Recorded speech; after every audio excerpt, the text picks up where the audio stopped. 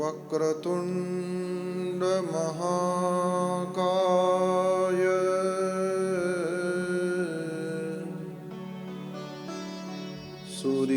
सूर्यकोटि समप्रभ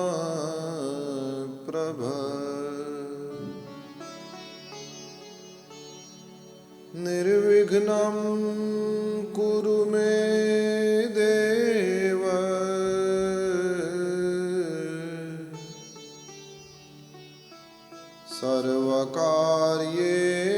सर्वकार्येषु सर्वदा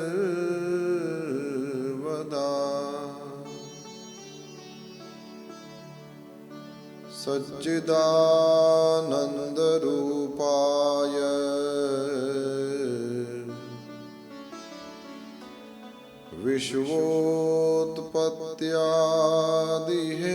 विश्वोत्पत्त्यादिहेतवे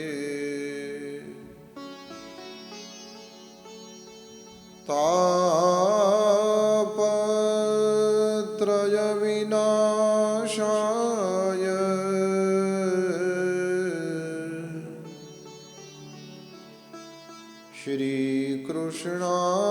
श्रीकृष्णाय वयं नुमः।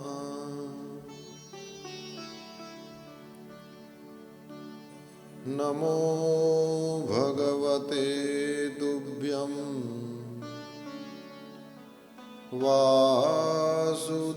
वासुदेवाय धीमहि प्रद्युम्नाय अनिरुद्धाय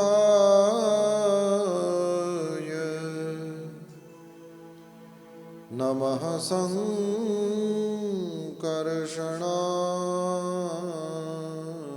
च।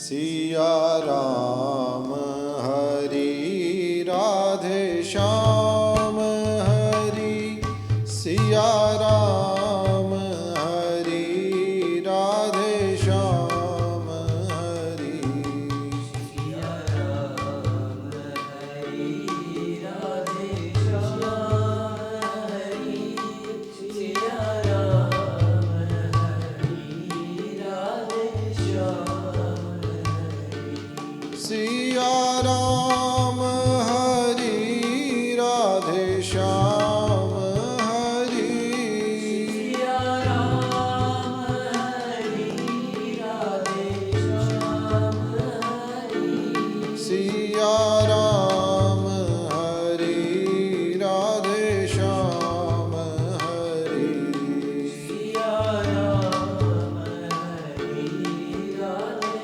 श्याम सिया राम हरि राधे श्याम हरि सिया राम हरि राधे श्याम हरि सिया राम हरि राधे श्याम हरि सिया राम हरि राधे श्याम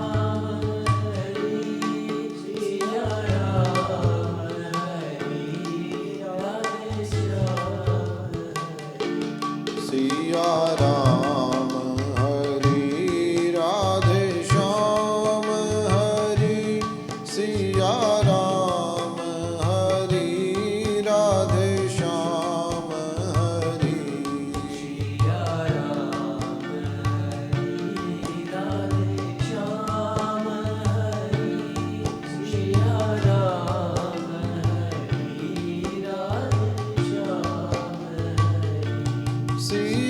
राम हरि राधे श्याम हरि सिया राम हरि राधे श्याम हरि सिया राम हरि राधे श्याम हरि सिया राम हरि राधे श्याम हरि सिया राम हरि राधे श्याम हरि सिया राम हरि राधे श्याम हरि सिया राम हरि राधे श्याम हरि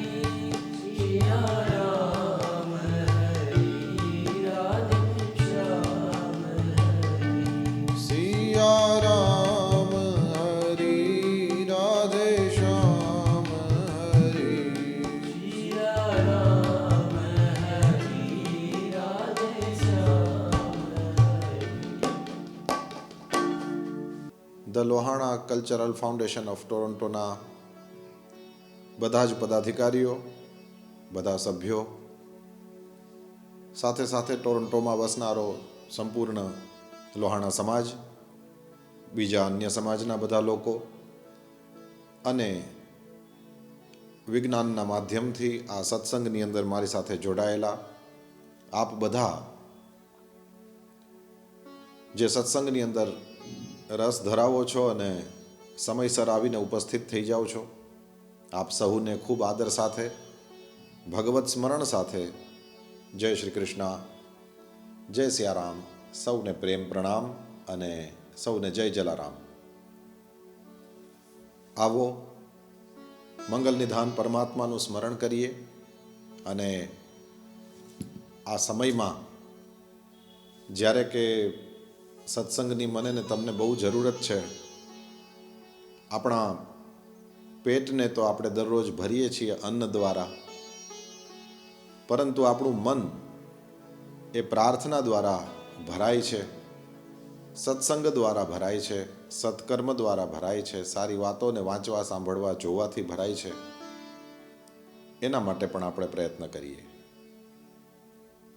માણસ ભોજન કરે એનાથી એના શરીરને તૃપ્તિ થાય, જે બહુ જ જરૂરી છે. પરંતુ તૃપ્ત થયેલું અને પછી પુષ્ટ થયેલું શરીર એ શું કર્મ કરશે? કારણ કે એ કર્મ કરવા માટે તૈયાર છે. એ શું કર્મ કરશે એ નક્કી કરે છે એનું મન. મન એને કઈ બાજુ જવું એની દિશા નક્કી કરે છે. એટલે એ મનને સારી દિશા આપે તેવું બનાવવું એ આપણા હાથમાં છે અને એ આપણા માટે જરૂરી પણ છે. મન પુષ્ટ થાય છે સારા વિચારો દ્વારા, પ્રાર્થના દ્વારા, સત્કર્મ દ્વારા. એટલે આપણને આ બધી જ વસ્તુઓ કરતા રહેવાની જરૂરત છે. સારા મનથી પ્રાર્થના થાય અને પ્રાર્થનાથી મન સારું થાય. સારા મનથી સત્કર્મ થાય અને સત્કર્મથી પાછું મન શુદ્ધ થાય, સારું થાય. સારી વાતો વિચારવા, જોવા, સાંભળવાથી મન શુદ્ધ થાય અને એ શુદ્ધ મનથી વળી પાછા આપણે બીજી સારી વાતો વાંચીએ, સાંભળીએ, જોઈએ.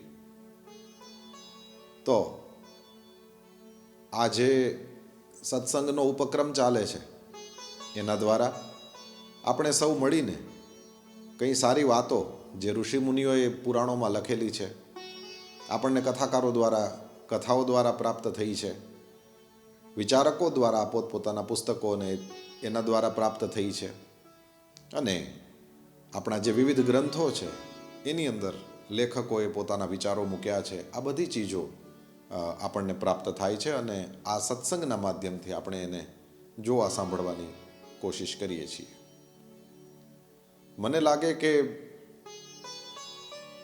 શરીરને પુષ્ટ કરવું એ જરૂરી તો છે, પણ મનને પુષ્ટ કરવું એનાથી વધારે જરૂરી છે. કારણ કે શરીર કહે ત્યાં મન જતું નથી, પણ મન કહે ત્યાં શરીર જાય છે.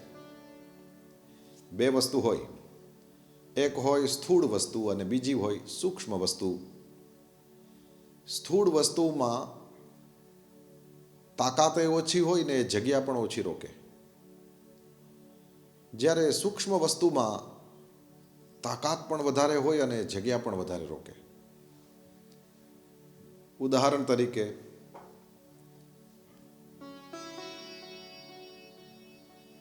અગરબત્તીનું પેકેટ પડ્યું હોય, ધૂપનું પેકેટ પડ્યું હોય, તો 1 ફૂટની જગ્યા રોકે.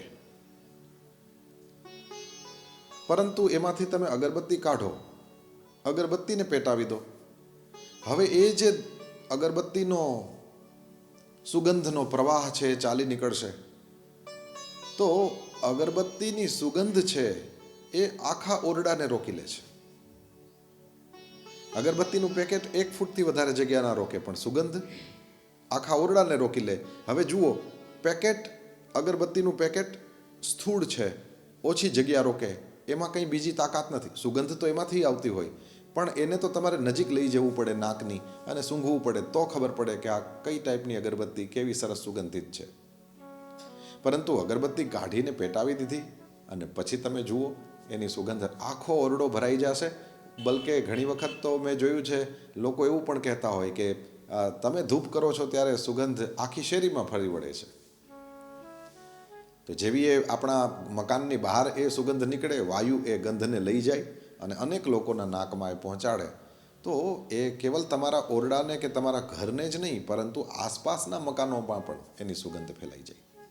સૂક્ષ્મ છે, તાકાત વધારે હોય.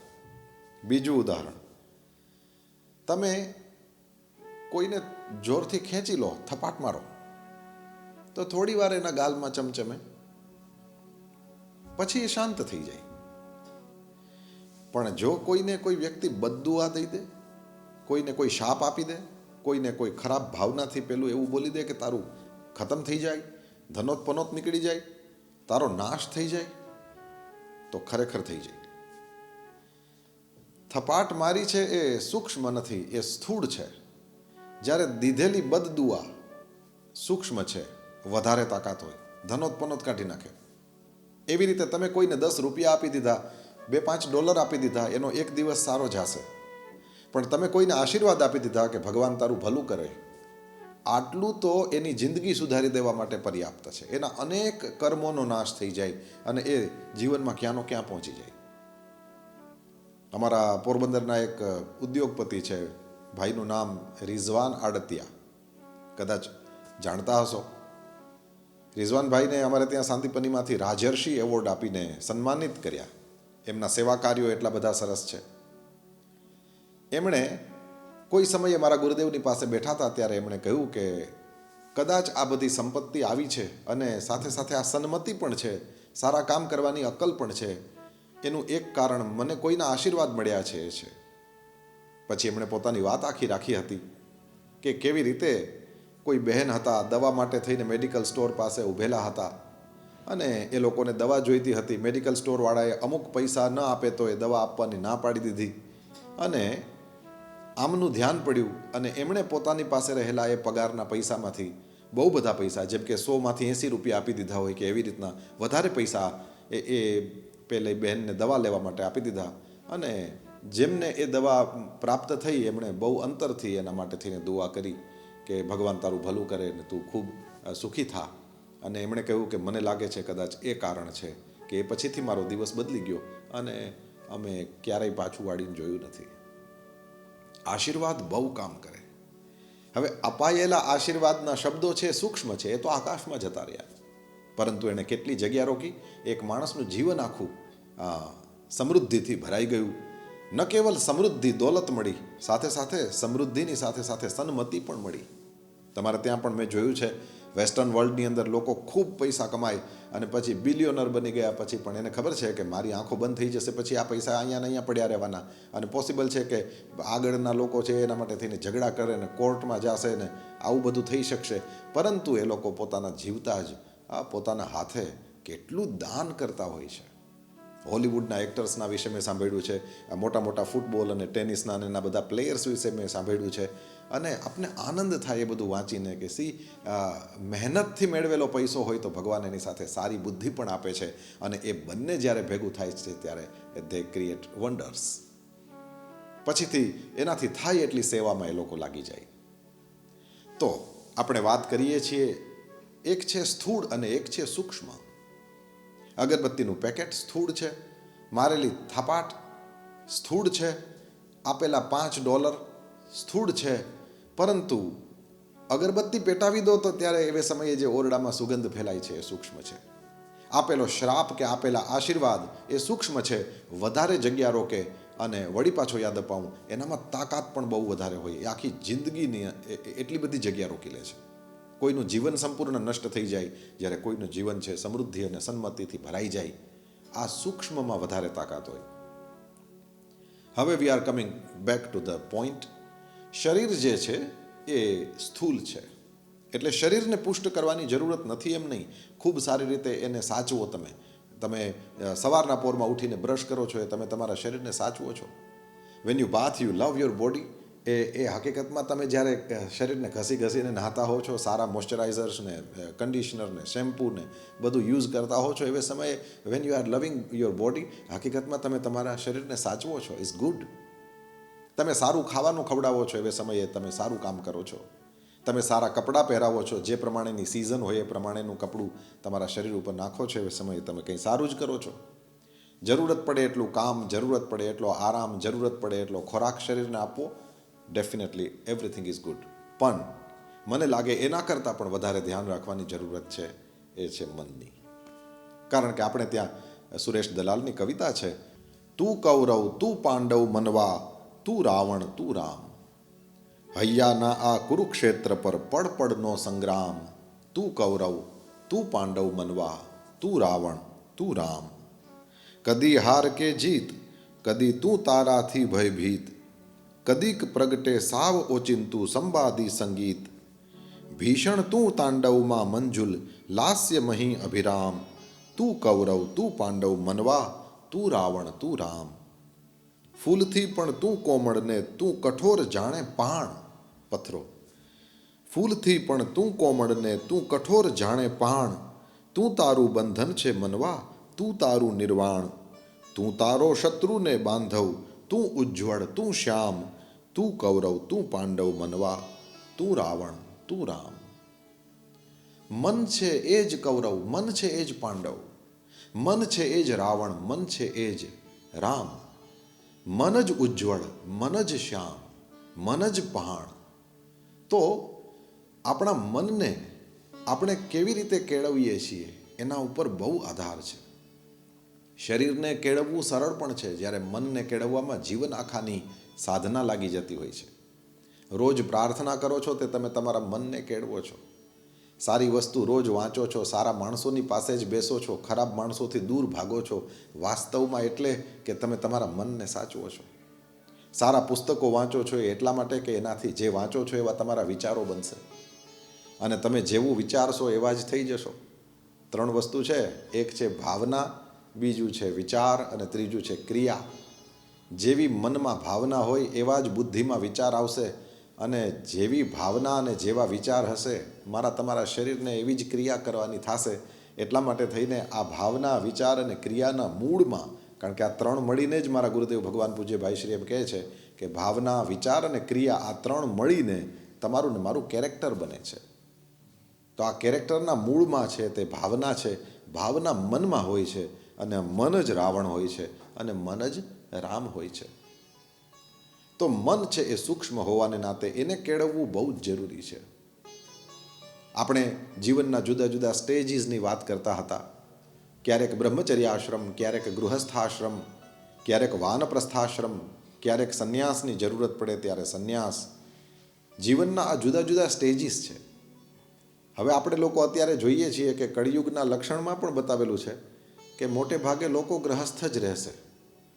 અને આપણે જોઈ શકીએ છીએ કે ભણતા હોય ત્યારથી જ ગર્લફ્રેન્ડ, બોયફ્રેન્ડથી શરૂ કરીને જીવનના અંત સુધી લોકો ઘરને છોડતા જ નથી. તો તમે જુઓ તો 70 વર્ષનો માણસ છે એ કદાચ એને 15 વર્ષે કોઈ ગર્લફ્રેન્ડ હોય તો એ તમે કલ્પના કરો 55 વર્ષ સુધી તો ગ્રહસ્થાશ્રમમાં જ રહ્યો. કારણ કે ગ્રહસ્થાશ્રમમાંથી વાનપ્રસ્થ અને સંન્યાસ તરફ એણે ગતિ જ ન કરી અને એ ઘરમાં ને ઘરમાં જ મર્યો 70 વર્ષે. જે મોટા ભાગના અત્યારે લોકો એવું જ કરે છે. 99%થી વધારે લોકો તો આમ જ કરે છે. એટલે આ વસ્તુને આપણે કન્સિડર કરવી પડે એવી છે કે લોકો વધારે સમય તો ગૃહસ્થાશ્રમમાં હોય છે. હવે જો આવી રીતના મારું ને તમારું જીવન વહેતું હોય, અત્યારનું આપણું જે જીવન છે મોટે ભાગે આ ટાઈપનું થઈ ગયું હોય, તો શું આવા સમયની અંદર પણ આપણને કોઈ માર્ગદર્શન પ્રાપ્ત થાય એવું ખરું શાસ્ત્રોની અંદર? Answer is yes. કારણ કે જ્યારે હું ને તમે આપણે આપણા વિવાહિત જીવનના બધા જે અલગ અલગ તબક્કાઓ છે એના વિશે વિચારીએ છીએ તો આપણને એમ થાય કે યસ, આ પણ જીવનનું બહુ મહત્ત્વનો પાર્ટ છે. એટલા માટે મેરિડ લાઈફના આ જે ડિફરન્ટ સ્ટેજીસ છે તો એને પણ આપણે વિચારવું જોઈએ કે આને મેનેજ કેવી રીતે કરાતું હશે. એટલે મેરિડ લાઈફનું મેનેજમેન્ટ એ ટાઈપનું. તો તમે શાસ્ત્રોમાં, પુરાણોમાં નજર કરો તો તમને કેટલી બધી મેરિડ લાઈફ દેખાય છે.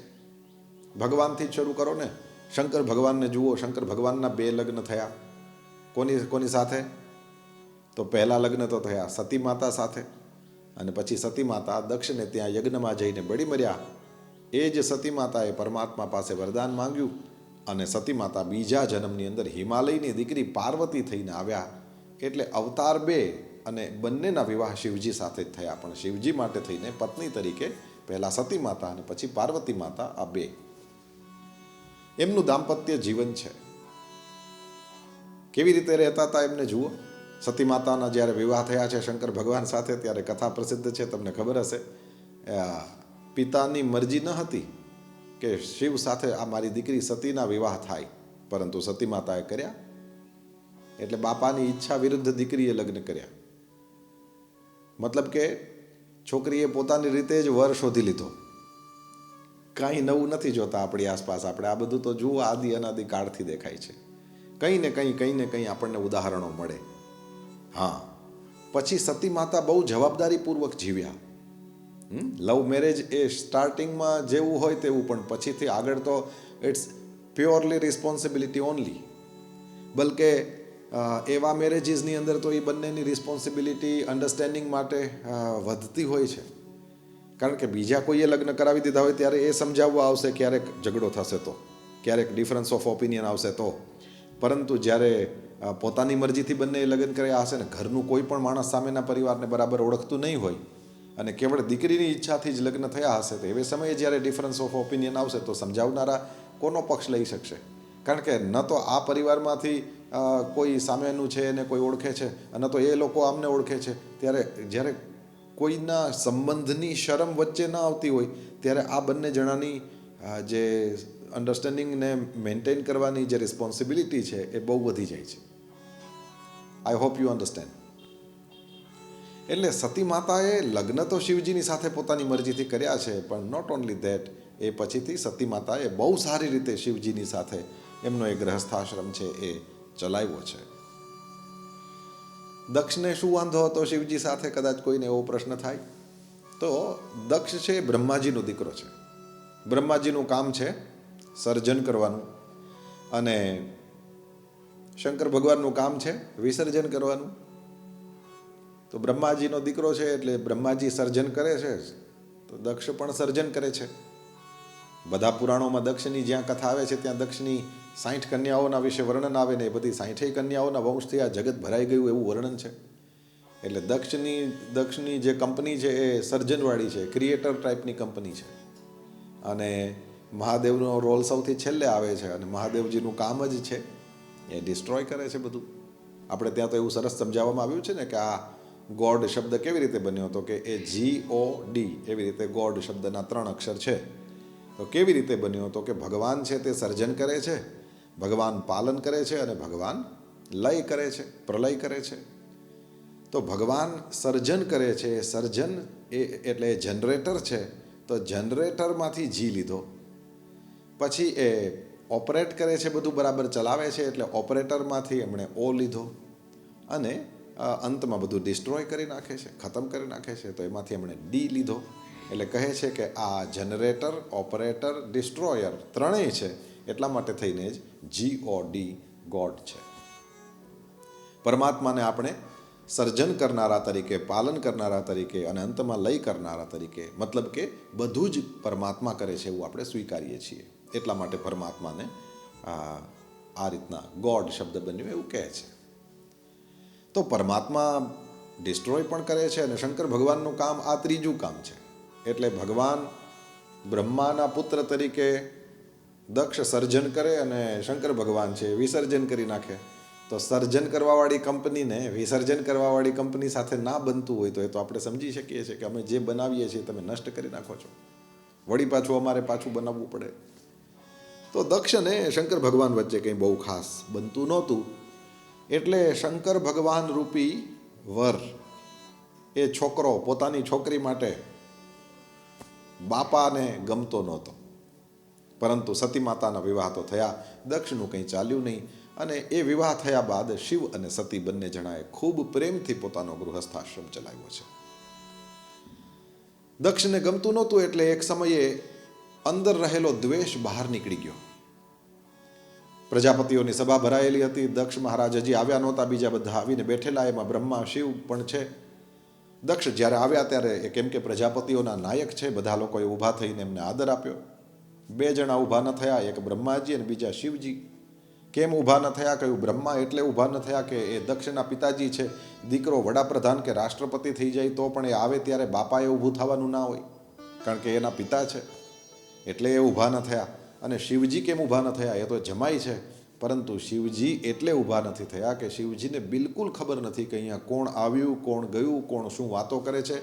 એમનો નિયમ છે એ જ્યાં બેઠા હોય ત્યાં તુમ પુનિ રામ રામ દિન રાતી સાદર જપહુ અનંગ અરાતી.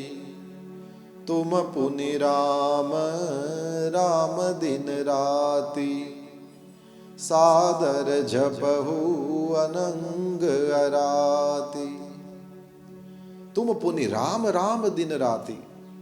દિવસ રાત ભગવાન મહાદેવ એ આદર સાથે સાદર જપહુ, આદરપૂર્વક દિવસ રાત ભગવાન મહાદેવ રામ રામ રામ જપતા હોય છે. વિષય આવ્યો તો કહી દઉં ને પછી વાતને આગળ લઈ જાઉં. કેવલ રામ જપતા હો તો પણ ધ્યાન રાખવું જોઈએ, બે મંત્ર વચ્ચે જગ્યા રાખવાની. રામ રામ રામ. નિયમ છે કોઈ પણ મંત્ર જપો એ તમે સીધું ઓમ નમઃ શિવાય, ઓમ નમઃ શિવાય, ઓમ નમઃ શિવાય, ઓમ નમઃ શિવાય બોલાય તો ખરું, પણ આવી રીતના કરવાથી જપનું યોગ્ય ફલ ન મળે.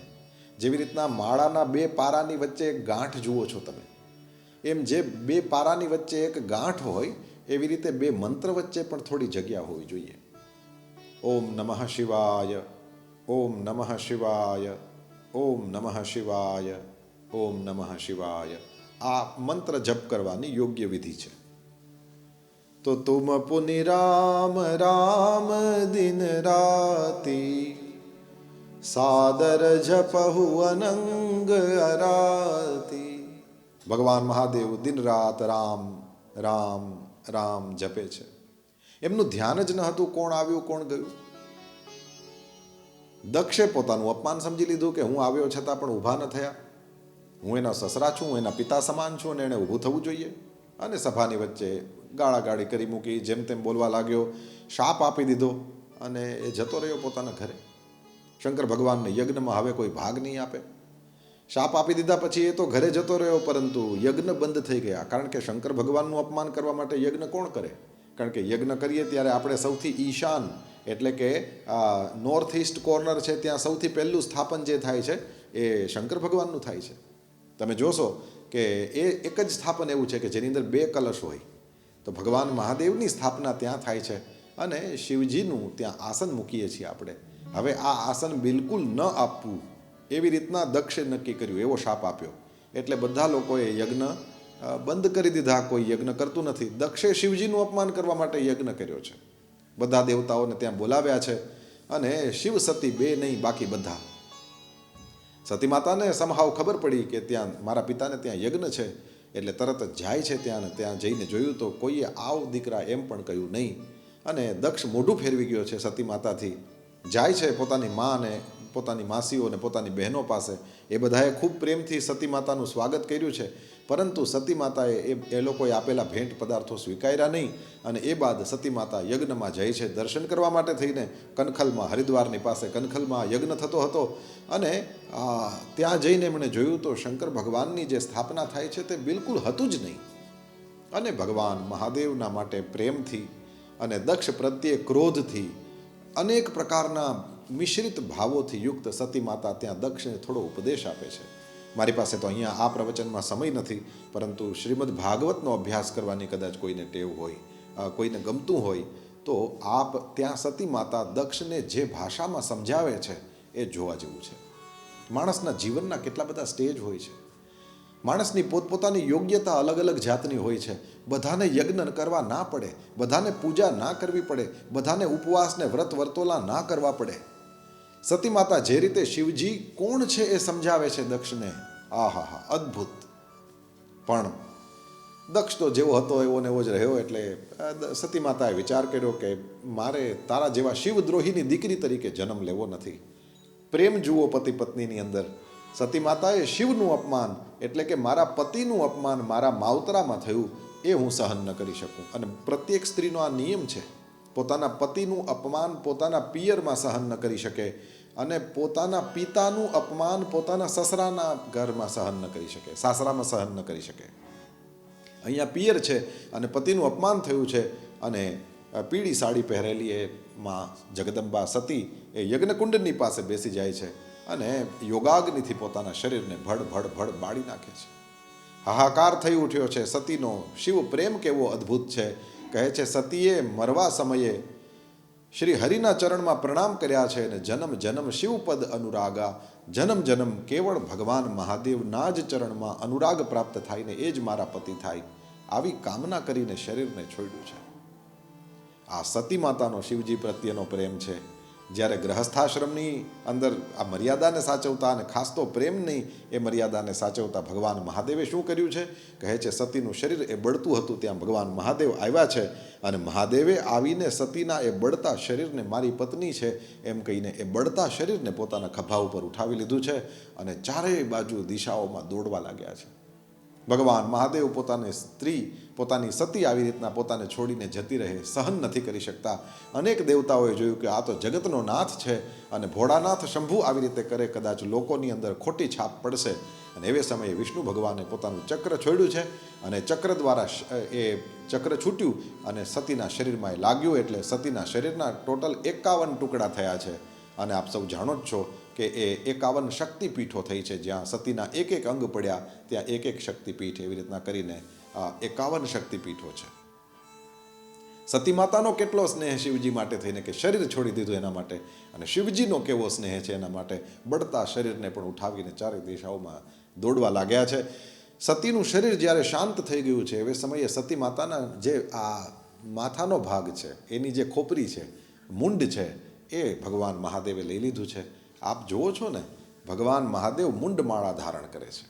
એ જે મુંડમાળા ધારણ કરેલી છે તે બીજું કશું નથી, એ સતી માતાના જ એ મસ્તકો છે, બીજું કંઈ નહીં. એટલે દર વખતે સતી માતાનો જન્મ થાય છે, દર વખતે સતી માતા ભગવાન મહાદેવને પરણે છે, દર વખતે દક્ષ અપમાન કરે છે અને દર વખતે આ લીલા થાય છે કે સતી શરીર છોડે છે અને એ જે સતી માતા શરીર છોડે એ જ મુંડ છે અને એની જ માળા ભગવાન મહાદેવ. એટલે પત્નીને એટલો બધો પ્રેમ કરે છે કે જતી રહી એ પછી પણ એના મુંડને પણ ભગવાન મહાદેવે છોડ્યા નથી. એ સ્વરૂપે પોતાની પત્નીને પોતાની પાસે રાખે છે. એ બાદ બીજા જન્મની અંદર પાર્વતી થઈને પ્રગટ થયા છે સતી માતા. એવે સમયે હિમાલયના ઘરે જઈને, નેત્ર શંકર ભગવાન તો એક જ છે, સતી માતાના અનેક શરીર, સતી માતાના અનેક જન્મ થયા પણ ભગવાન મહાદેવના અનેક જન્મ ના હોય. એટલે સમજવા જેવું છે, શંકર ભગવાનનું મૃત્યુ પણ નહીં અને શંકર ભગવાનનો જન્મ પણ નહીં, મરે નહીં એનો જન્મ ક્યાંથી? એટલે ભગવાન મહાદેવ એ આ જન્મતા નથી ને મરતા નથી. તમે શિવ જયંતી નહીં સાંભળી હોય, તમે કૃષ્ણ જન્માષ્ટમી સાંભળો છો, તમે રામની નવમી સાંભળો છો, તમે જલારામ જયંતી સાંભળો છો. આ જયંતી એટલે એમનો જન્મદિવસ કહેવાય. સંતોનો જન્મદિવસ ઉજવાય અને ભગવાનનો જન્મદિવસ ઉજવાય. તો આ જયંતી સાંભળો છો પણ એમાં શિવજીની કોઈ જયંતી નથી. આપણે શિવરાત્રિ ઉજવીએ છીએ, એ કોઈ શંકર ભગવાનનો બર્થડે નથી કંઈ. એવી રીતના ભગવાન મહાદેવ મૃત્યુંજય છે, એટલા માટે થઈને એમની પણ કોઈ, એમની દેહાવસાનની કોઈ તિથિ નથી. પુણ્યતિથિ, સંતોની પુણ્યતિથિ મનાવવામાં આવે છે આપણે ત્યાં. જે વ્યક્તિ જીવતું નથી, જે જતા રહ્યા છે, એની પુણ્યતિથિ એ દિવસે એમને યાદ કરાય. ડોંગરેજી મહારાજની આપણે પુણ્યતિથિ ઉજવતા હોઈએ છીએ. તો આ મહત્વનું છે. ભગવાન મહાદેવ છે તે એ જન્મ પણ લેતા નથી, મરતા પણ નથી. એટલે કેવળ સતી માતાના જ શરીર છૂટે એટલે શંકર ભગવાન સતી માતાને પોતાના એ નરમુંડની માળા સ્વરૂપે પોતાના હૃદયની પાસે રાખે છે. પાર્વતી અંબાના સ્વરૂપે પ્રગટ થયા. એવે સમયે પાર્વતી માતાએ ભગવાન મહાદેવને પ્રસન્ન કરવા માટે થઈને અત્યંત ઘોર તપ કર્યું છે. રામચરિતમાનસના વર્ણન પ્રમાણે તો હજારો વર્ષોની તપસ્યા, એ હજારો વર્ષોનો તપ કરતા હતા ને એની અંદર પણ કોઈ ખોરાક લેવો ને સૂકા પાંદડા ખાઈને એમણે તપસ્યા કરી. અને એક સમય તો એવો પણ આવ્યો છે કે એ સમયે એમણે પાંદડા પણ છોડી દીધા. એટલા માટે થઈને સતી માતાનું એ પાર્વતી અંબાનું નામ પડ્યું છે અપર્ણા.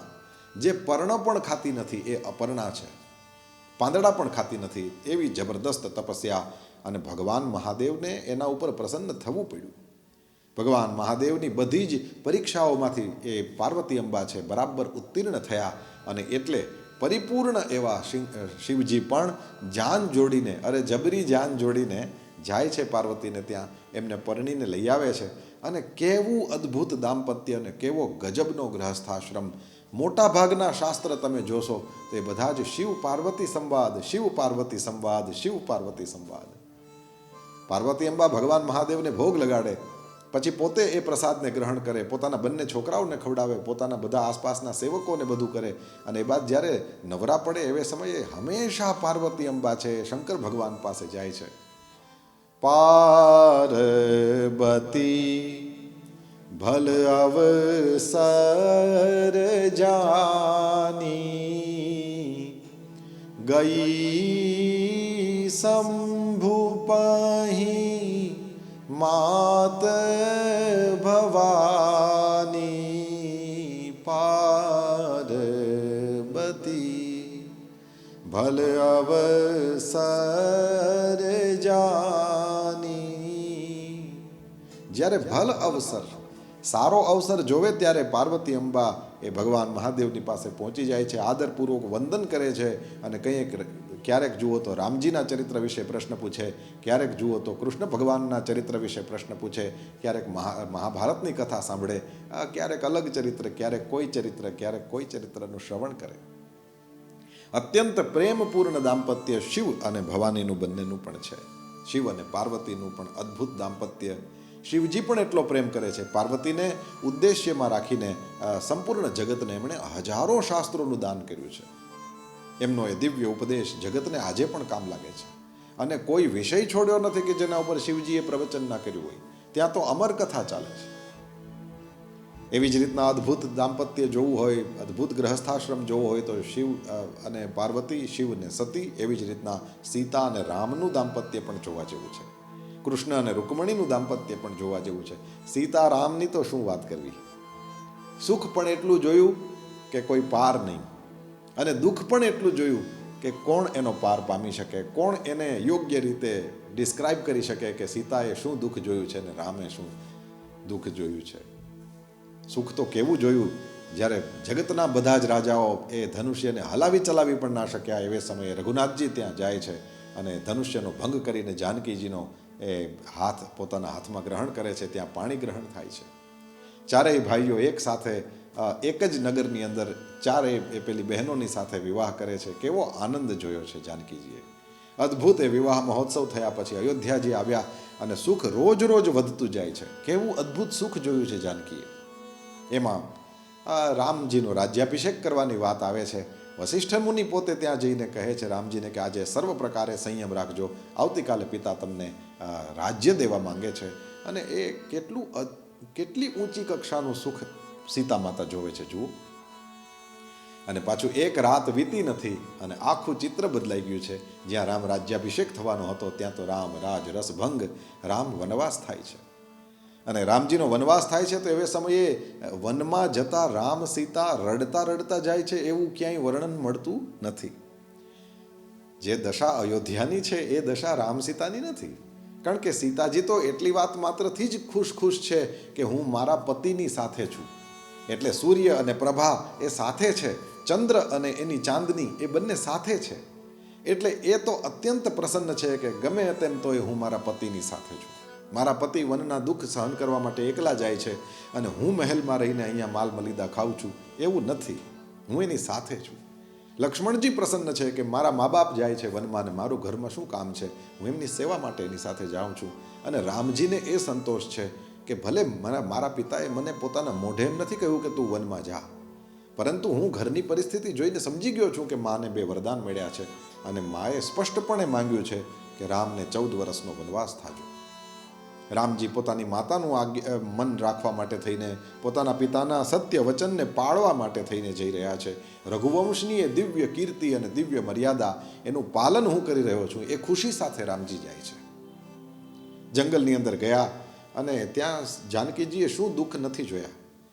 રહેવા માટે થઈને કોઈ મકાન નહીં, વૃક્ષોની નીચે, ચાહે શિયાળો હોય, ચાહે ઉનાળો હોય, ચાહે વરસાદની સિઝન હોય, 14 વર્ષ સુધી વૃક્ષોની નીચે આ 3 જણા રહ્યા છે. કોઈ જગ્યાએ ક્યાંય ઝૂંપડી બની ગઈ તો બની ગઈ, નહીં તો આમને આમ જ રસ્તાના એ મોટે ભાગે તો વટેમાર્ગુઓ જ રહ્યા કે એક ગામથી બીજે ગામ, બીજે ગામથી છેક લંકા સુધી જાય છે રામજી, લક્ષ્મણજી અને જાનકીજી. પંચવટીની અંદર તો પછી આગળ જઈને છે કે હરણ જ થઈ ગયું જાનકીજીનું. એ પછી રામ ભગવાન જે રીતે એને શોધતા શોધતા પાછળ જાય છે, જુઓ તો ખરા કેવો અદ્ભુત પ્રેમ છે આ બંનેની વચ્ચે, કેવું અદ્ભુત દાંપત્ય છે આ બંને જણાનું. હા, મેરિડ લાઈફનું આપણે કહીએ કે કેવું સુંદર દ્રશ્ય છે આ, કે જેના કારણે થઈને રામ ભગવાન પોતાની સ્ત્રીને જાનકીજીને શોધવા માટે વન વન ભટકે છે. અને જે જગ્યાએ વૃક્ષો મળે એને પૂછે છે, પાંદડાઓને પૂછે, પશુ પક્ષીઓને રામ ભગવાન પૂછે છે, તુમ દેખી સીતા મૃગનયની. જાનકીજીને શોધતા રઘુનાથજી આગળ જાય છે. આહા, કેવી અદ્ભુત વસ્તુ છે, વિચારવા જેવી છે કે નહીં. રામ ભગવાન અહીંયાથી શોધતા શોધતા જાય છે જાનકીજીને, અને સમજો કે સપોઝ લંકામાં રામ ભગવાન જાય ત્યારે કદાચ એમને ખબર પડે કે સીતાએ તો રાવણની વાત માની લીધી છે. રાવણ કહેતો હતો કે એક વખત મારી સામે જો તો હું મંદોદરી વગેરે બધીને હું તારી દાસી બનાવી દઉં અને તું તો આ લંકાની રાણી થઈ જશે. જાનકીજીએ કદાચ એ વાતને સ્વીકારી લીધી હોય એવું રામજીને દેખાય તો લંકા સુધી જવાનો ધક્કો કેટલો માથે પડે. અને એવી જ રીતના જાનકીજી તો પેલી બાજુએ મારા રામ આવશે, મારા રામ આવશે એમ વિચારે છે, પરંતુ રામ ન આવી શકે તો 100 યોજનનો સમુદ્ર ઠેકીને રામ ભગવાનની પાસે બીજું તો કંઈ હતું નહીં, કેવી રીતના આવે? કદાચ ને ન પહોંચે તો. પરંતુ તમે જોયું પ્રેમ કેવો અદ્ભુત છે બંને બાજુએ. જાનકીજીને અંદરથી પૂરો વિશ્વાસ છે કે રાવણ ગમે તેવું મને કહેતો હોય, પરંતુ મારે એ સ્વીકારવાનું થતું નથી, કારણ કે મારા રામ આવશે, મારા રામ આવશે. જાનકીજીને એકદમ અત્યંત વિશ્વાસ છે, અને રામ ભગવાનને પણ ત્યાંથી જેવો તેવો વિશ્વાસ નથી. કારણ રામ ભગવાનને ખબર છે મારા પ્રેમમાં એટલી તાકાત છે કે મારી જાનકી છે રાવણની સામે પણ જોશે નહીં. નહીતર ધ્યાન રાખજો, લંકા સોનાની હતી, અયોધ્યા સોનાની નહોતી. જો પૈસામાં આકર્ષણ હોત, કોઈ સોનામાં આકર્ષણ હોત, જે રીતે સોનાના મૃગમાં જાનકીજી ફસાયા છે એવું આકર્ષણ હોત તો આગળ જઈને એ સોનાની લંકા મળવાની હતી. પરંતુ જોયું તમે, એક સોનાના હરણમાં ફસાઈ ગયેલા જાનકીજી રામના વિયોગમાં એટલા દુઃખી છે કે વિચાર કર્યો કે આટલાક સોનામાં ફસાઈ ગઈ, અને એ પણ ખોટું અને આભાસી. કંઈ સોનાનું હરણ થોડું હોય. અસંભવમ હેમ મૃગસ્ય જન્મ, હેમનું કોઈ દિવસ મૃગ ન હોય, પરંતુ છતાંય હું ફસાઈ ગઈ. હવે આ સોનાની લંકામાં મારે ફસાવું નથી. જાનકીજી ના ફસાયા, અને રામ ભગવાન અને જાનકીજી વચ્ચે કમ્યુનિકેશનનું કોઈ ટૂલ નહોતું. સ્ટીલ રામ ભગવાનને પૂરો વિશ્વાસ છે કે મારી જાનકી એ નહીં વાતને સ્વીકારે રાવણની. ચાહે લંકા એની પાસે સોનાની હોય, ચાહે મારે એક માથું ને એના 10 હોય, ચાહે મારે 2 હાથ ને એના 20 હોય, ચાહે મારું સામાન્ય નગર દેખાતું હોય ને એનું સોનાનું દેખાતું હોય, તો પણ મારી જાનકી એ મને મારા પ્રેમ ઉપર વિશ્વાસ છે. આટલા સમયમાં મેં એને જે પ્રેમ આપ્યો છે એના ઉપર વિશ્વાસ છે કે જાનકી એ તરફ જોશે પણ નહીં. આ પોતાની રીતની બહુ અદ્ભુત અને બહુ ઊંચી વાત છે ભગવાન. રામ ભગવાનના ચરિત્રને આવી રીતે પણ જોવું. આ જે કેરેક્ટર બિલ્ડિંગ થયું છે રામજીનું અને જાનકીજીની વચ્ચે, જે અન્ડરસ્ટેન્ડિંગનું બિલ્ડિંગ થયું છે, બંનેની વચ્ચે જે ઊંચો પ્રેમ છે, આ જોવું. આ બધી વસ્તુઓ જોવાથી પુરાણોમાંથી આપણને આપણા જીવનની અંદર ઉતારવા જેવી સારી સારી બાબતો મળતી હોય છે. રામજી જાય છે, રાવણને મારીને જાનકીજીને લઈ આવે છે પાછા.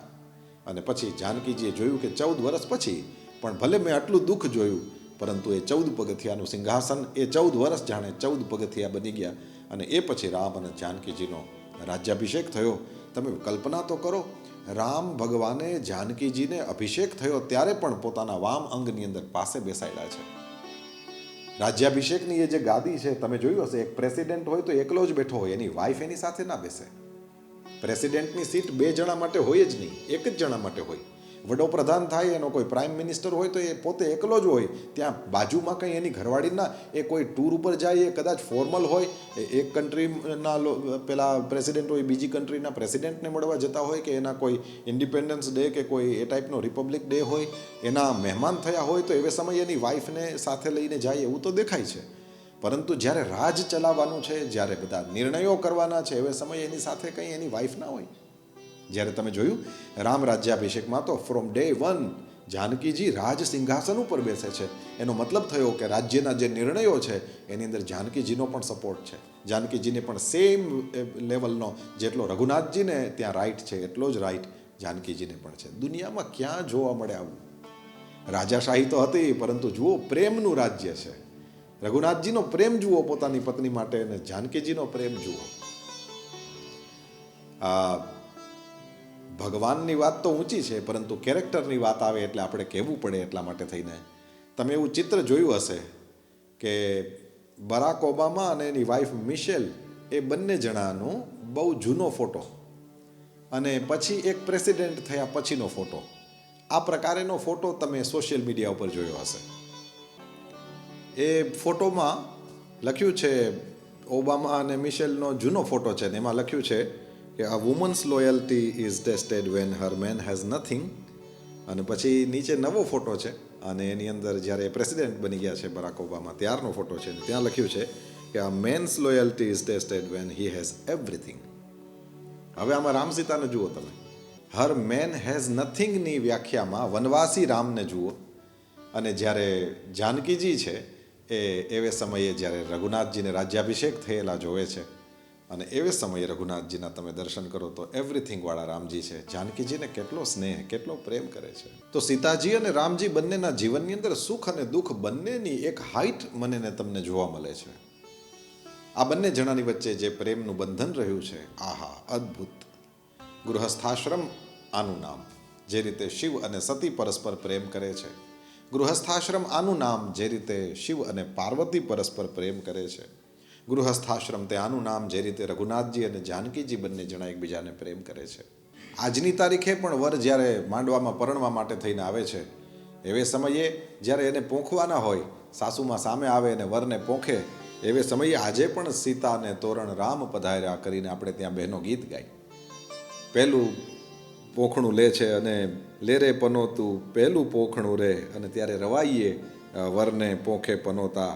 પછી લેરે પનોતું બીજું પોખણું રે, ત્યારે ધોસરીએ રે વરને પોખે પનોતા. પછી લેરે પનોતું ત્રીજું પોખણું રે, ત્યારે તરાકે રે વર પોખે પનોતા. અને લેરે પનોતું ચોથું પોખણું રે, ત્યારે પિંડીએ હાથ સોહામણા. અને પછી ચોથું પોખણું લે, ત્યારે લેરે પનોતું ચોથું પોખણું રે, પિંડીએ રે વર પોખે પનોતા. સીતાને તોરણ રામ પધાર્યા. આ કરીને આજે પણ વિવાહની અંદર જ્યારે વર પધારે છે વિવાહ માટે થઈને, એવે સમયે પોખણામાં આપણે રામ સીતાને યાદ કરીએ છીએ. વિવાહની વિધિ થઈ જાય ને પછી બંને પક્ષની 4 બહેનો આવીને વધાવતી હોય એવે સમયે અને સૌભાગ્યનું દાન કરતા હોય, ત્યારે પેલા મગને એ દુડવે અને કાનની અંદર રામ સીતાનું સૌભાગ્ય, આવા આશીર્વાદ બહેનો આપે છે. તો આ ઘણા લોકોને રામ સીતાના જીવનમાં દુઃખ સિવાય કંઈ દેખાતું નથી. હકીકતમાં એમાં રહેલો પ્રેમ, એમાં રહેલી અન્ડરસ્ટેન્ડિંગ, એમાં રહેલી મ્યુચ્યુઅલ અન્ડરસ્ટેન્ડિંગની સાથે સાથે પરસ્પર જે રિસ્પેક્ટ છે, એ બધી વસ્તુઓ છે જે જોવા જેવી છે. ઘણા લોકોને એવું લાગે રામ ભગવાન સીતાજીને પ્રેમ કરતા હતા તો પછી છેલ્લે પેલો ત્યાગ શેના માટે કરી દીધો. ભગવાન, આપણે આપણી બુદ્ધિથી ભગવાનના ચરિત્રને માપી ના શકીએ. અરે નાના છોકરાઓ હોય અને મા બાપ આવું બધું ઘરની અંદર શું કામ કરે છે એ ખબર નથી પડતી, તો જગતના મા બાપ શું કરે છે આપણે છોકરાઓથી નાનકડા છીએ, આપણને શું ખબર પડે. એક વસ્તુ સમજી લેવા જેવી છે, અંદરની બધી વાતો ના કરીએ, પણ છેલ્લી વાત કરીને જોઈ આપને કદાચ એનાથી સમાધાન પ્રાપ્ત થશે કે જો રામજીની સાથે રહીને જાનકીજી દુઃખી થયા હોય, જેમ આપણે માનીએ છીએ એમ કદાચ જાનકીજી પણ માનતા હોય, તો જાનકીજી ધરતીમાં સમાય છે એવે સમયે ત્વમેવ ભરતા આવા શબ્દો કેમ બોલે છે? કાલિદાસની કલમમાંથી નીકળેલા આ શબ્દો છે. એ કહે છે ત્વમેવ ભરતા, મતલબ કે તમે જ જન્મ જન્મ મારા પતિ થજો, બસ એક ચેન્જ રાખજો, ન ચ વિપ્રયોગ. હવે વળી પાછો આપણે બેયને વિયોગ ના થવો જોઈએ. આ પ્રમાણેનું સીતાએ માંગ્યું છે અંતિમ સમયમાં જ્યારે એ ધરતીમાં સમાય છે. તો ત્વમેવ ભરતા, તમે જ મારા પતિ થજો, આવું કેમ કહે છે જાનકીજી? ભગવાનની વાતો છે, ભગવાન જ સમજી શકે. પરંતુ એ પરસ્પર પ્રેમ, એ પરસ્પર સૌહાર્દ, કારણ કે રામજીએ પછી જાનકીજીનો ત્યાગ કર્યો છે. એ ઘટનાની ઓથે તમે રામ ભગવાન ચાલીને પંચવટીથી લંકા સુધી ગયા હતા, વાંદરાઓને ને રીંછણને સાથે લઈને આવડો મોટો પુલ બનાવીને, અને એવું જબરદસ્ત કન્સ્ટ્રક્શન કે આજે પણ એ પુલ દેખાય છે છેક સેટેલાઇટમાંથી પણ. અને એવી રીતે રામજીએ રામેશ્વરમની સ્થાપના કરી છે કે આજે પણ પૂજાય છે રામેશ્વરમ. આ રીતના આ બધી ચીજોને આપણે ભૂલી ના શકીએ કે ત્યાં જઈને રાવણની સાથે આટલા દિવસો સુધી યુદ્ધ કરીને શ્રી જાનકીજીને રામજી પાછા લઈ આવ્યા હતા. એટલે પરસ્પર અદ્ભુત પ્રેમ, પરસ્પર અદ્ભુત આદર, પરસ્પર અદ્ભુત સમજણ, આ ગ્રહસ્થાશ્રમના બધા બેઝિક સિદ્ધાંતો છે. આ ગ્રહસ્થાશ્રમની અંદર આવશ્યક એવી બિલકુલ મૂળભૂત બાબતો છે. હવે આટલી લાંબી વાતની સાથે થોડીક આ જમાનાની વાતને પણ આપણે કરીએ, કારણ કે માણસના મનમાં એવા સવાલ થાય કે ભાઈ આ જે મેરિડ લાઈફ છે એના બધા ડિફરન્ટ સ્ટેજીસ આવતા હોય છે, તો એને આપણે મેનેજ કરવા હોય તો કેવી રીતે કરીએ. હવે ભારતીય સંસ્કૃતિમાં તો બિલકુલ, હું તો ક્યાંય નજર કરું છું તો મને તો આમ દૂરબીન લઈને જોઉં તોય મને ક્યાંય ડેટિંગ મળતું નથી. પણ આપણા ગૃહસ્થાશ્રમની શરૂઆત છે તે બોયફ્રેન્ડ ગર્લફ્રેન્ડ બને ને પછી ક્યારેક બંને જણા સાથે, મને સરખી ખબર નથી પણ કદાચ ફરવા જાય કે કદાચ સાથે રહેતા હોય, કંઈ હશે એવું, તો એ જે હોય તે. તો મને લાગે છે કે એ પણ એક સ્ટેજ છે જ્યાંથી કદાચ એક નર અને એક નારી બંને જણા સાથે કદાચ રહેવાનું વિચારતા થાય. તો એવું સ્ટેજ આવતું હોય છે લોકોના જીવનમાં. અહીંયા તો હું બહુ ખાસ જોતો નથી ભારતમાં, જ્યાં સુધી મારી નજર દોડે છે, જ્યાં સુધી મારો પરિચય છે, અહીંયા હું આ ચીજ સાંભળતો નથી. પણ પરદેશમાં તો મેં ઘણી બધી વખત સાંભળ્યું છે. એટલે એને પણ સ્વીકારવું પડે આપણે કે યસ, આ પણ એક સ્ટેજ છે કે જેની અંદર પરસ્પર કદાચ અન્ડરસ્ટેન્ડિંગ માટે થઈને બંને જણા એકલા મળતા હશે અને પરસ્પર વાતો થતી હશે, પોતાના કદાચ શોખની વાત કરતા હશે, જે કંઈ હશે તે. પણ આપણે સ્વીકારવું પડે કે ઇટ્સ સ્ટેજ કે જે લાઈફમાં આવે છે. તો બિલકુલ એ સ્ટેજની અંદર તો તમે સામેવાળાને બિલકુલ ઓળખતા જ નથી અને એ તમને બિલકુલ ઓળખતા નથી, એવા સ્ટેજમાં છે. તો મને લાગે કે ત્યાં તમે જો તમારા જીવનમાં રહેલી જે ઓનેસ્ટી છે એ કદાચ તમે ત્યાં એનું પ્રદર્શન કરશો અને તમે ઓનેસ્ટ રહેશો, તમે જે છો તે કહેશો, તો વાંધો નહીં આવે. નહીં તો બહેનોનું દિમાગ તો એ દિમાગ નથી હોતું, એ રેકોર્ડર હોય છે. તમે જોયું છે ને, ડિવાઇસીસમાં વોઇસ રેકોર્ડિંગ હોય કે વિડીયો રેકોર્ડિંગ હોય તો તમે જોયું હશે એ બટન લાલ કલરનું હોય. સોફ્ટવેર્સમાં પણ તમે સ્ક્રીન ઉપર જુઓ તો એ બટન લાલ કલરનું હોય. તે અમારે ત્યાં એવો એક જોક ફેમસ હતો કે બહેનો લાલ કલરનો ચાંદલો કેમ કરે છે, તો કે whatever you say and whatever you do, everything is being recorded. So be careful whenever you say something and when you ever you are doing something. તો બધું રેકોર્ડ થાય છે. એટલે તમે શરૂઆતથી જ ઓનેસ્ટી રાખી હશે તો પછી જો એ ફ્યુચરમાં, કારણ કે ડેટિંગ પછી તો કદાચ રસ્તા આમ પણ જાય ને રસ્તા આમ પણ જાય એવું મેં સાંભળ્યું છે. મતલબ કે જુદા પણ થઈ જાય ને સાથે પણ એ લોકો આગળ પાછા મેરિડ લાઈફ સુધી આગળ જાય એવું બને તો તમારું બધું એને યાદ હશે. પુરુષ લોકોને કહું છું, ભાઈઓને, કે તમે જે કંઈ કહ્યું હશે બધું રેકોર્ડ થયેલું હશે. ચાંદલો કરતી હોય કે ના કરતી હોય પણ રેકોર્ડ બધું કરે છે, યાદ રાખજો. એટલે મને લાગે ઓનેસ્ટી છે એ સ્ટેજ ઉપર બહુ જ જરૂરી છે. અને let me tell you with my full love, અને એ છે કે એ ઓનેસ્ટી ત્યારથી શરૂ કરો અને પછી લાઈફ ટાઈમ બંને એકબીજાની સાથે ઓનેસ્ટી રાખો. આ ચીજ શું કરશે, કહ્યું આ ચીજ છે એ લાઈફ ટાઈમ પ્રેમને બનાવી રાખવામાં, સ્ટ્રેન્થને બનાવી રાખવામાં અને તમારી યુનિટીને બનાવી રાખવામાં, અન્ડરસ્ટેન્ડિંગને બનાવી રાખવામાં અને લવને વધારવામાં, પ્રેમને વધારવામાં ખૂબ મદદ કરશે. ઓનેસ્ટી એવી વસ્તુ છે કે જે, એટલે તો મેં કહ્યું ને કે રામ ભગવાનને પોતાના પ્રેમ ઉપર ભરોસો હતો કે જાનકી રાવણની વાતને નહીં માને, ભલે પેલા પાસે 20 માથા, પેલા 10 માથા અને 20 હાથ ને સોનાની લંકા છે, જે કંઈ મારી પાસે નથી. પણ રામજીએ પોતાની પત્નીને કેટલો પ્રેમ આપેલો છે કે રામજીને એ ભૂલી શક્યા નથી જાનકીજીને, સતત રઘુનાથજીના ગુણોને યાદ કર્યા કરે છે.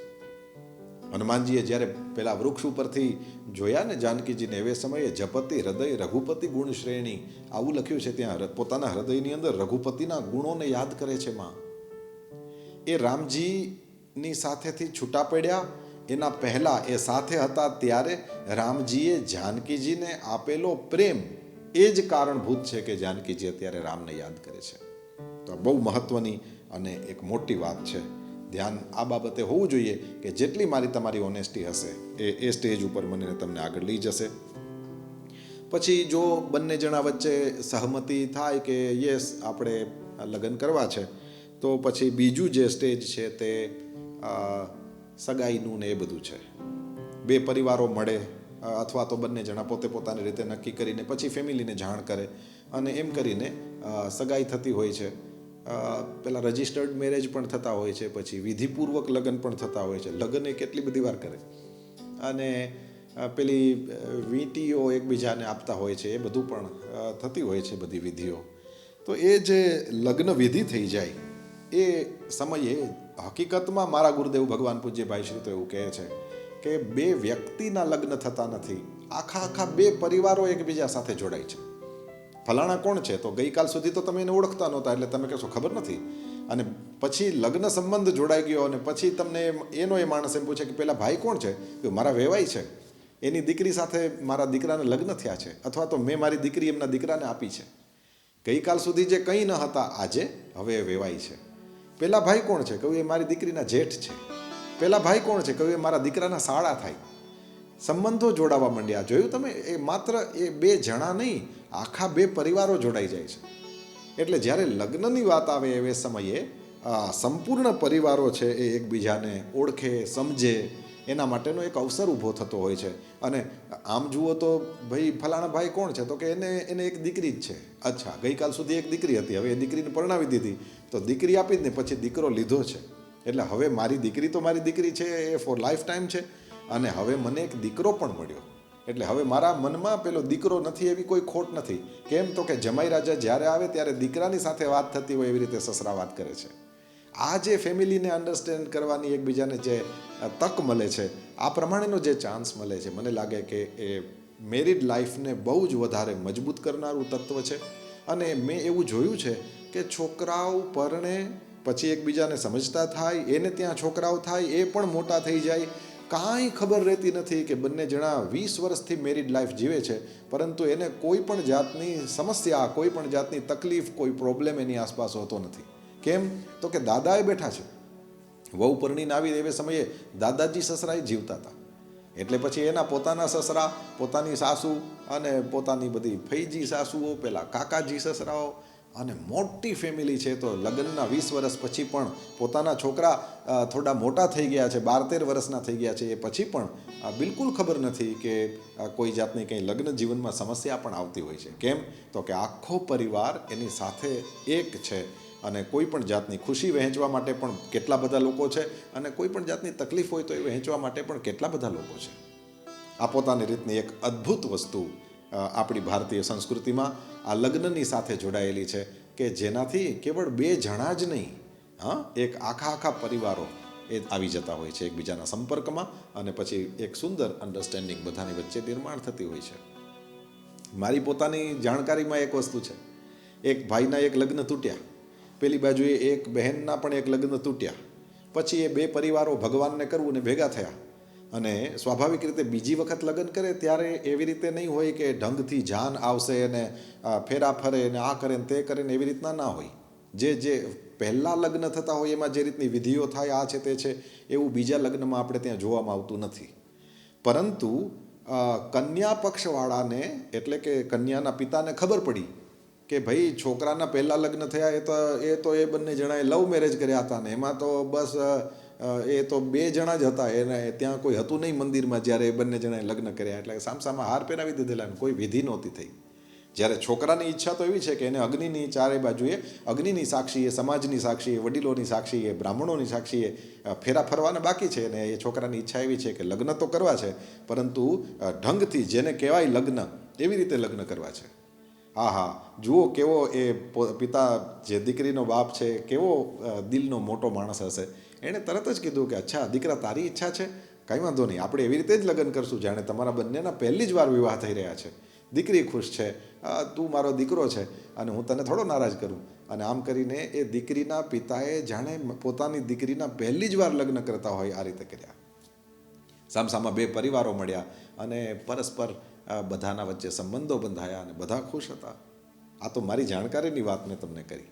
એટલે પરિવારો આખા જોડાય છે. ક્યારેય એવું ના માનવું જોઈએ કે લગ્ન થયા એટલે પેલી છોકરી જે બહારથી ઘરમાં આવી છે વહુ થઈને, એણે જ આ પરિવારને સમજવાનો છે. ના, આ છોકરાએ પણ સામેના પરિવારને સમજવો જોઈએ. ભગવાન બરાબર યાદ રાખો, તમારી કારના વ્હીલ ઊંચા નીચા હોય ને તો તમારે ત્યાં મોકલવું પડે કંપનીમાં, એના સર્વિસ સેન્ટરમાં, અને એનું પેલું જે બેલેન્સ હોય એકદમ બરાબર કરાવડાવવું પડે, તો તમારી ગાડી બરાબર દોડી જાય. એક ટ્રેક્ટરનું ને એક સ્કૂટરનું વ્હીલ ના હોય, એમાં એને એકદમ એક સરખા જ રાખવાના હોય, અને એ બંને જણાને બરાબર તમારે અલાઇનમેન્ટ એ કરવાનું હોય તમારે, અને એ તમે કરો તો જ તમારી કાર છે પ્રોપર બેલેન્સમાં અને એકદમ સ્પીડમાં તમારે જેવી ચલાવવી હોય પોતાના ફૂલ ફ્લેજમાં ચાલી શકે. એટલે આ ધ્યાન રાખવા જેવું છે. એ કોઈ સેકન્ડ ક્લાસ નથી ને તમે કોઈ ફર્સ્ટ ક્લાસ નથી. ન પુરુષો ઊંચા છે ન સ્ત્રીઓ પણ ઊંચા છે ને આ તમારા ભાઈમાં તો અકલ જ નથી. કોઈ દિવસ એવું રાખશો નહીં. તમે જે છો એ જ તમારા માટે હોવા જોઈએ. આ તરફ મારા પિતા, આ તરફ મારી વાઈફના પિતા, આ તરફ મારી વાઈફના મધર, આ તરફ મારા મધર, બધા માટે એકદમ સેમ લેવલ હશે તો પછી તમે જોશો કે સંબંધોનો આનંદ કેવો જબરદસ્ત છે. આ ખાલી બોલવા ખાતર નથી બોલતો. વળી પાછો કહીશ કે પોથીજી લઈને સંપૂર્ણ વિશ્વમાં મારા ગુરુદેવ ભગવાન પૂજ્યભાઈના આશીર્વાદથી મને બધી જગ્યાએ જવા મળે છે તો સમાજનું દર્શન કરવા મળે છે. અને જે જગ્યાએ ખુશીથી આમ ચહેકતા પરિવારો જોવા મળે, મહેકતા પરિવારો જોવા મળે, ત્યાં કારણ એ હોય છે કે એ બે પરિવારો આખા મળ્યા હોય છે. નાની નાની ખુશીની વાત હોય, કેવલ એ આમ એમ કે હાલો ખાલી સન્ડેના બધાએ હોટલમાં જમવા જવું છે કે રેસ્ટોરન્ટમાં જવું છે, એવે સમયે મેં જોયું છે 40 જણા જાય. આપણે એમ થાય એટલા બધા, કીધું હા અમે ઘરના જ છીએ, આમાં કોઈ બહારનું માણસ નથી. 5 ભાઈઓનો પરિવાર છે, 40 જણા. તો આપને આનંદ આવે કે જુઓ ભગવાને તમારી ઉપર કેવી કૃપા કરી છે કે તમે 40 છો એ કૃપા છે કે નહીં એ તમે જાણો, પરંતુ 40 એક છો એ કૃપા છે. એ તો અમને બ્રાહ્મણ તરીકે દેખાય છે. કારણ કે પ્રભુની કૃપા હોય તો 40 જુદા જુદા દિમાગ એક દિશામાં વિચારી શકે, નહીંતર આ થાય નહીં. અને પરમાત્મા એવા અનેક પરિવારો દુનિયામાં મૂક્યા છે જે મેં ને તમે જોયા છે અને તમને બધાને પણ એનો અનુભવ છે જ, સવાલ જ નથી. તો એ તમારા શરૂઆતના જે જીવનના વર્ષો છે એ તો બધા પહેલાં હનીમૂન યર્સ કહેવાય ને, એ ધીરે ધીરે કરતાં ક્યાં વીતી જાય એ કાંઈ ખબર પડે નહીં. અને આરામથી જો પરિવારની પેલી કૃપા, પરિવારનો પ્રેમ, પરિવારનો અનુગ્રહ તમારા ઉપર હોય તો સરસ રીતે એક સરસની રિધમ ક્રિએટ થઈ જતી હોય છે, એસ્ટાબ્લિશ થઈ જતી હોય છે અને જોઈન્ટ વેલ્યુઝ બધી એની મેળે તમારા જીવનમાં આવી જતી હોય છે. પછીનું જે સ્ટેજ આવે છે એ છે એ બાળકો થાય છે. એ છે હવે જેવા બાળકો થાય એટલે પછીથી આમ તમે જુઓ તો મોટે ભાગે બહેનો પણ થોડા વ્યસ્ત થાય. ગઈકાલ સુધી વહુ હતી, હવે જેઠાણી બને.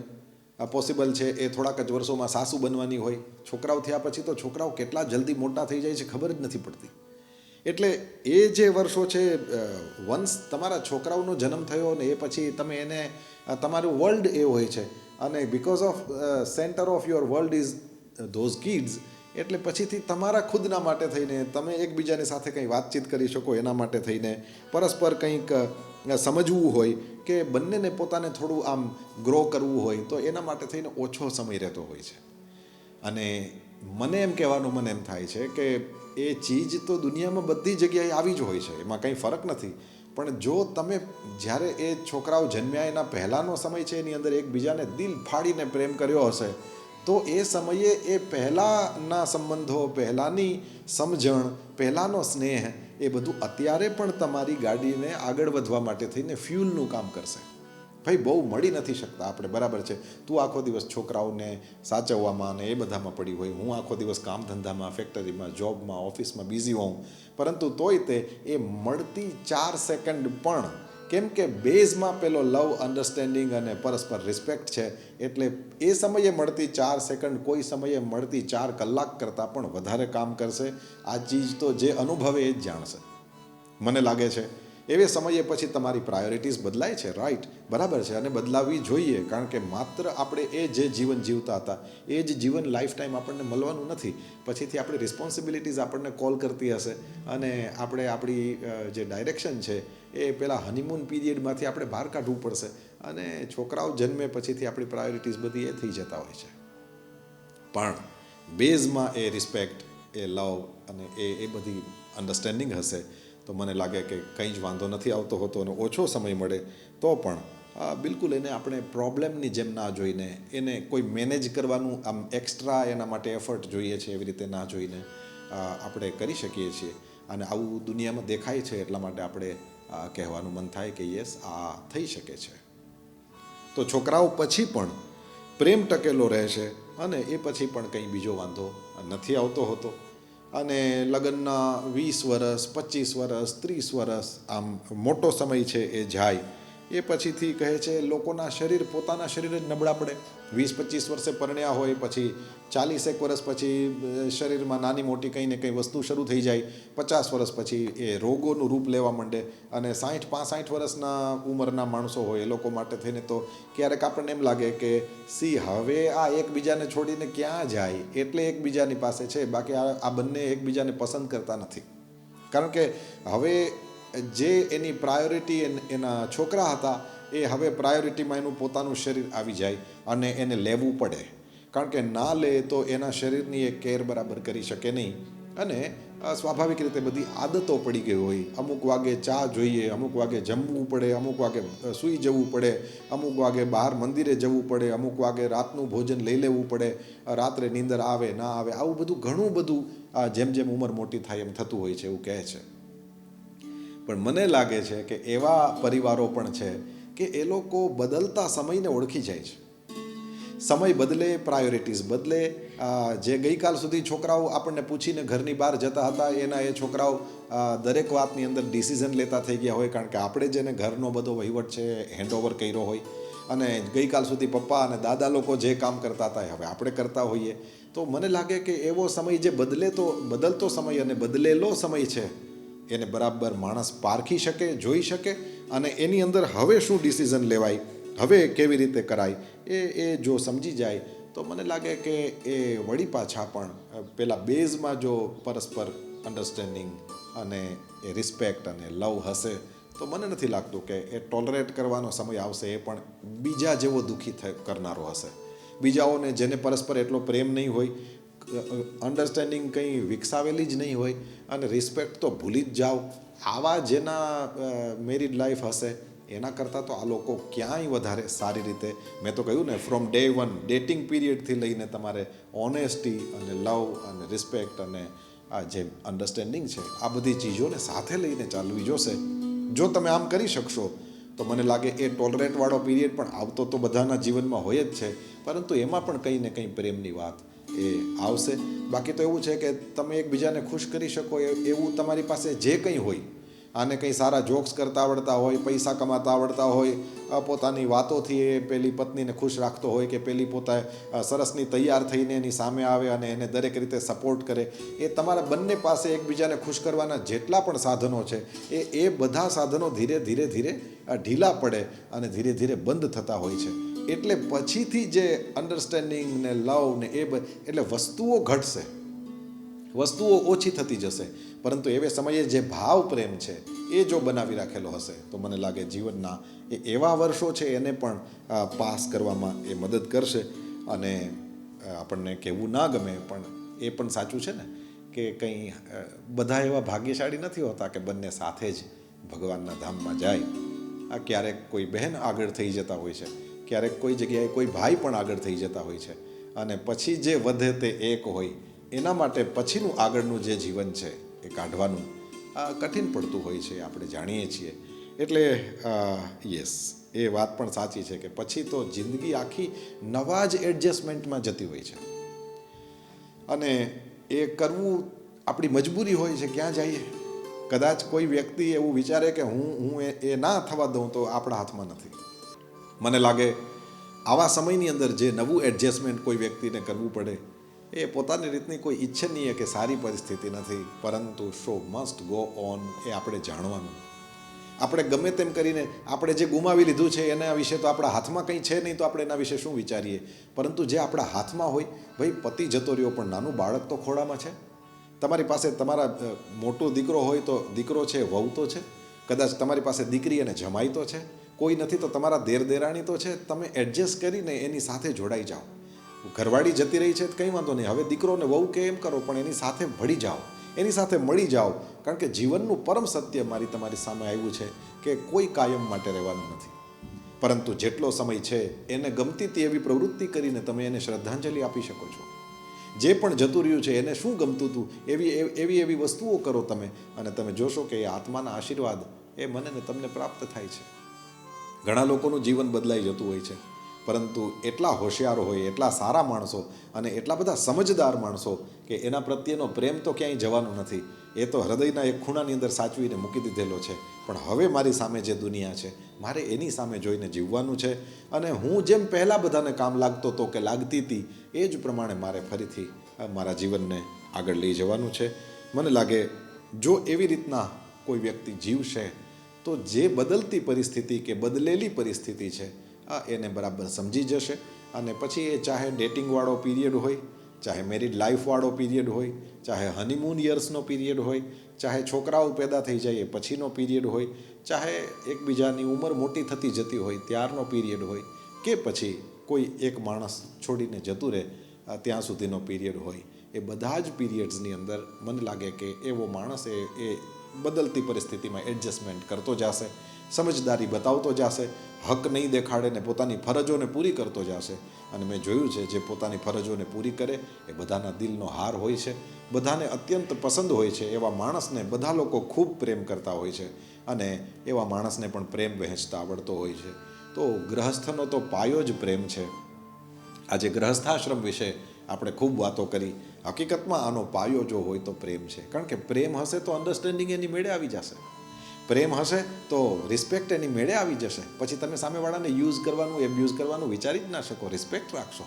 અને આ બધી ચીજો છે જે મારા તમારા જીવનને મહેકાવે છે, સુગંધિત કરે છે. આ લોકો એવું પણ પૂછતા હોય છે કે ભાઈ, how to develop a rhythm and union of mindset or understanding as people change. વાત સાચી છે ને, લોકો બદલાતા જતા હોય છે. પરંતુ એક વસ્તુ યાદ રાખો, સામે સવાર પડે છે, બપોર પડે છે, સાંજ પડે છે, રાત પડે છે, એ બધું સામે થાય છે. તમે તો એના એ જ છો. તમને કોઈ એમ કહે ને કે ભાઈ 40 વર્ષનો થયો, હવે તું નાનકડો નથી, એવે સમયે તમને ધ્યાન આવે. બાકી અંદરથી તો whatever your feeling is, તમે તો એ નાનકડા 7 વર્ષના બચ્ચા હતા, એ તમે જ હતા. તમને બધું યાદ છે. તમને જોઈ શકતા નથી કે તમે જાડા છો ને પાતળા છો ને સુકાઈ ગયા છો હમણાં તમારું વજન વધી ગયું છે ને. ના, આપણે અંદરથી તો એના, જ્યારથી આપણી સમજણનો વિકાસ થયો ત્યારથી આપણે તો એના એ જ છીએ. આપણી સામેની પરિસ્થિતિઓ બદલાય છે અને એ આપણે સમજીએ છીએ કે યસ, મારી સામે પરિસ્થિતિઓ બદલાય છે.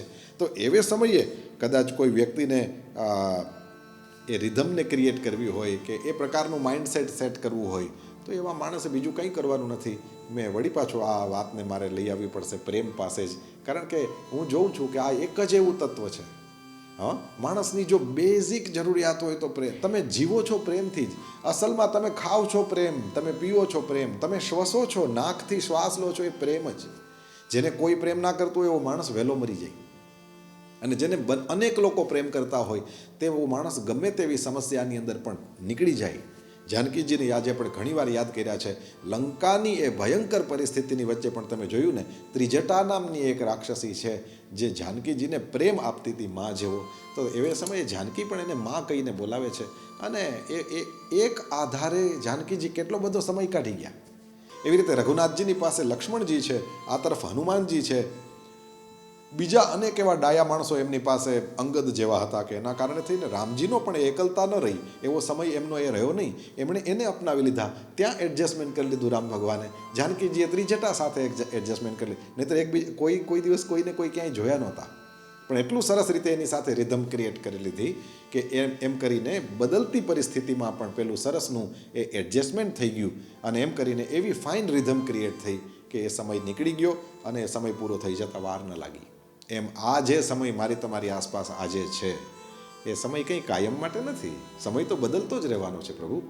પરંતુ એની અંદર મારું તમારું બ્રહ્મચર્યાશ્રમનું, ગ્રહસ્થાશ્રમનું, વાનપ્રસ્થાશ્રમનું કે સંન્યાસનું આપણું જે કોઈ સ્ટેજ હોય તદનુસાર આપણે સમયને ઓળખી લેવાનો અને એ સમયને ઓળખીને તદનુસાર આપણે આચરણ કરવાની કોશિશ કરવાની. સાથે સાથે પરમાત્માની કૃપા પણ માગવાની કે હે પ્રભુ, હું આવી રીતે એડજસ્ટમેન્ટ કરવા તરફ જઈ રહ્યો છું, તું મને સપોર્ટ કરજે, તું મારા મનની રક્ષા કરજે, તું મારા તનની રક્ષા કરજે અને મારાથી થાશે એટલો તારે દ્વારા બનાવવામાં આવેલી આ દુનિયામાં હું પ્રેમને વહેંચતો જઈશ. સર્વ સમર્પણ પરમાત્માના ચરણમાં કરી દેવું અને સર્વસ્વનો ત્યાગ કરીને પછી એ કેવળ અને કેવળ પરમાત્માના ચરણમાં રહે છે. આપણે ત્યાં ભક્તો ગાય છે, अब सौंप दिया इस जीवन का सब भार तुम्हारे हाथों में. अब सौंप दिया सब जीवन का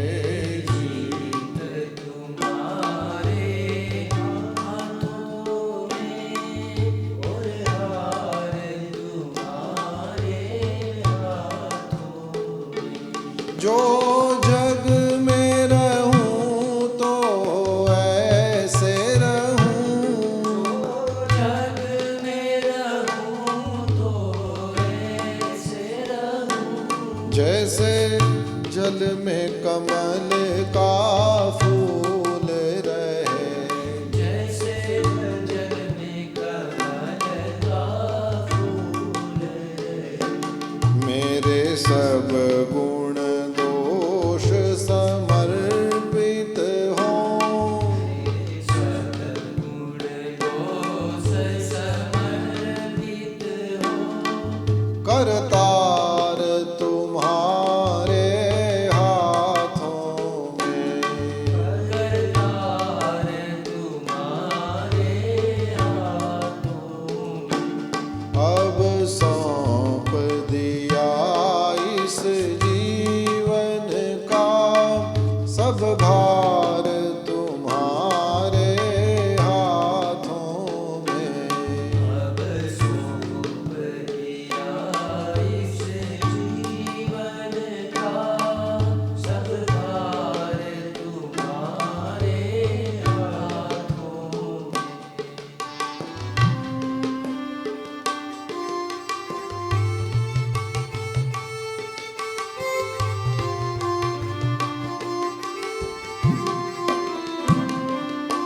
जब जब संसार का कैदी बनूं, जब जब संसार का कैदी बनूं, निष्काम भाव से कर्म करूं, निष्काम भाव से कर्म करूं, फिर अंत समय में प्राण तजूं, अंत समय में प्राण तजूं, निराकार तुम्हारे हाथों में। निराकार तुम्हारे हाथों में। अब सौंप दिया इस जीवन का सब भार तुम्हारे हाथों में। अब सौंप दिया इस जीवन का सब भार तुम्हारे हाथों में।